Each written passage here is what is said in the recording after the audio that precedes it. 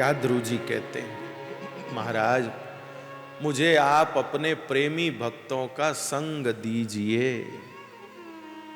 प्रेमी भक्तों का संग दीजिए, विशुद्ध हृदय के महात्माओं का संग दीजिए। विशुद्ध हृदय, जिनके हृदय में कोई दूसरा विषय नहीं है, कोई दूसरा विचार नहीं है, ऐसे लोग बहुत मुश्किल मिलेंगे भैया, जिनके चित्त में बस एक श्री ठाकुर जी का ही विचार हो, फिर भगवत संबंधी ही विचार हो, ऐसे बहुत कम मिलेंगे विशुद्ध हृदय। उनके तो दर्शन से ही दुख दूर हो जाते हैं भाई, उनको कुछ कहना भी नहीं पड़ता।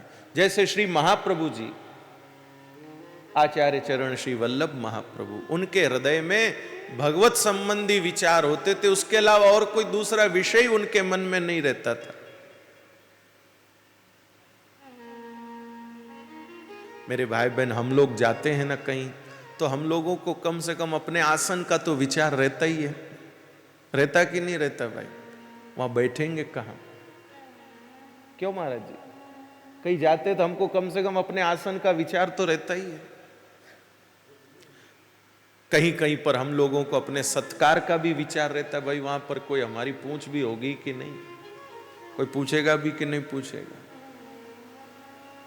लेकिन श्री महाप्रभु जी कहीं भी जाते थे, उनको अपने स्वागत का, अपने आसन का कोई विचार नहीं होता था, वे सिर्फ भगवत संबंधी विचार करते थे।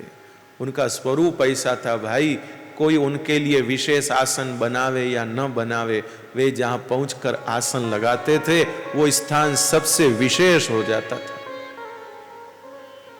आज भी देखिए, जहां जहां श्री महाप्रभु जी ने बैठ करके श्री भगवत गुणगान किए, वहां सब जगह आज भी हजारों हजारों वैष्णव जाते हैं, प्रणाम करते हैं, परिक्रमा करते हैं, झारी भरते हैं, मनोरथ करते हैं। बताओ, लेकिन इतने बैठक जी हैं महाप्रभु जी के, बताइए किसी एक बैठक जी में भी कि जहां महाप्रभु जी के लिए पहले से कोई विशेष आसन बना के रखा गया हो। वहां गए, जो पेड़ देखा पेड़ के नीचे बैठ गए और वही विशेष हो गया। भैया जगत में कुछ विशेष आसन देख करके फिर जाते हैं, जगत में कुछ जन विशेष आसन का विचार करके फिर जाते हैं, और हमारे आचार्य चरण ऐसे होते हैं, वो जहां जाकर बैठते हैं वो विशेष आसन हो जाता है भाई, वो विशेष हो जाता है।